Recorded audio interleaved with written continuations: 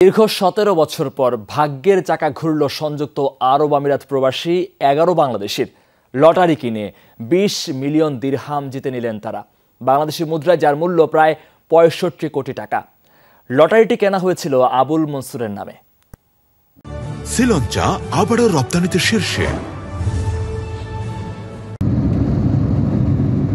প্রতি মাসে আরব আমিরাতে আয়োজন করা হয় বিগ টিকিট লটারির রাফেল ড্র। এই আয়োজনে বদলে যায় বহু মানুষের ভাগ্য।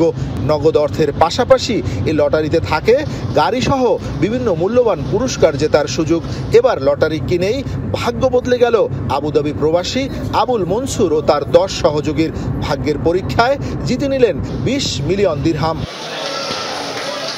এজন্য অবশ্য দীর্ঘ সময় অপেক্ষা করতে হয়েছে তাদের। ২০০৭ সাল থেকে লটারি কেনা শুরু করেন আবুল মনসুর ও তার সহযোগীরা। দীর্ঘ ১৭ বছর পর অবশেষে ঘুরে তাদের ভাগ্যের চাকা।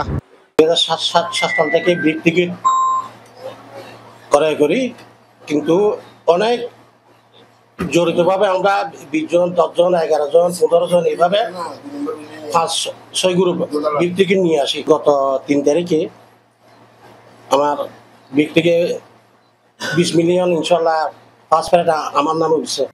এ ভাগ্য পরীক্ষায় অংশ নিতেও গুনতে হয় বড় অর্থমূল্য। মোট ১,০০০ দিরহাম দিয়ে ২টি লটারির টিকিট কিনেন মনসুর সহ তার অংশীদার বন্ধু। এর সাথে বিনামূল্যে আরও ৩টি টিকিট পান তারা। ভাগ্যের অদ্ভুত খেলায় রাফেল ড্রর শেষ টিকিটটি ছিল বিজয়ী মনসুরের।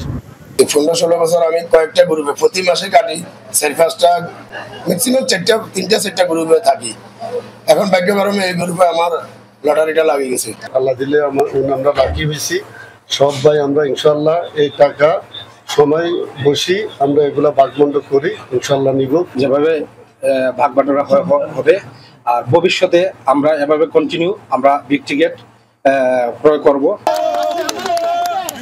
এ ঘটনায় আনন্দে উচ্ছ্বাসিত বিজয়ীরা। লটারিতে পাওয়া টাকা নিজেদের মধ্যে সমান ভাগে ভাগ করে নেওয়ার সিদ্ধান্ত সকলের। মেহেদি রুবেল, যমুনা নিউজ, সংযুক্ত আরব আমিরাত।